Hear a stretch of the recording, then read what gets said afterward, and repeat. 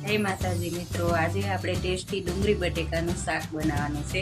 તેના રેગ્યુલર મસાલા છે। આ ડુંગળી બટેકા સુધારીને લઈ લીધા છે, આ કોથમીર ધોઈને લઈ લીધી છે, 4-5 પાંદ લીમડાના લીધા છે, આ મીઠું અને 1 કળશીઓ પાણી। હવે એનું વઘારતા છે। આટલી મેથી નાખવાની છે ચપટીએ।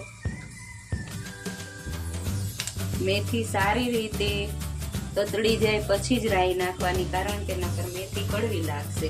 હવે એમાં આપણે અડધી ચમચી રાઈ, અડધી ચમચી જીરું, એ સારી રીતે મેથી ને જીરું તતડી જાય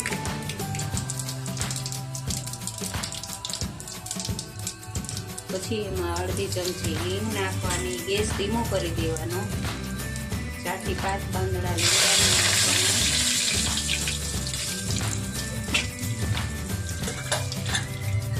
પછી તેને વઘારવાનું, નાખી દેવાનું।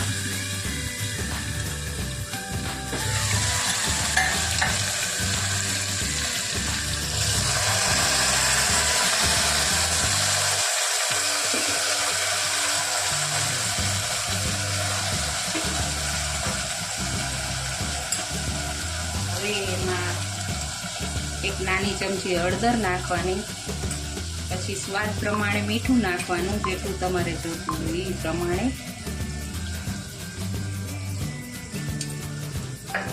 પછી એને સારી રીતે મિક્સ કરી લેવું। ગેસ ફાસ્ટ કરી દેવાનો।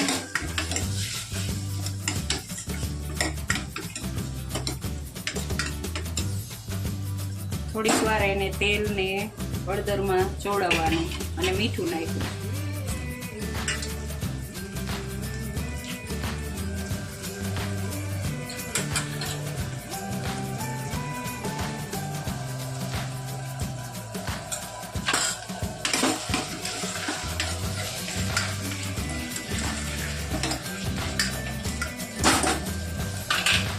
હવે આ લાલ કાશ્મીરી મરચું છે, લસણ વાળું નથી લેવાનું, ડુંગળી છે એટલે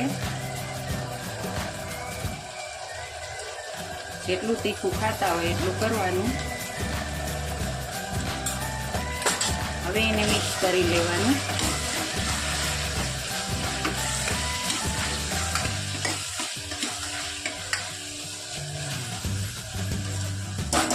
થોડીક વાર રાખવાનું, તેલ ઉપર આવે એટલે પાણી નાખવાનું।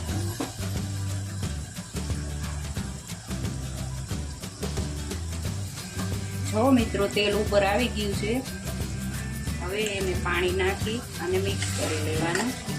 જેટલો તમારે રસો જોઈતો હોય એટલું રાખવાનું। અડધી ચમચી ધાણા જીરું નાખવાનું અને આ કોથમીર ધોઈને લીધી છે એને નાખવાની। પછી ઢાંકણ બંધ કરી અને 4 સીટી પાડવા દેવાની। 4 સીટી આપણું આ શાક બનીને તૈયાર।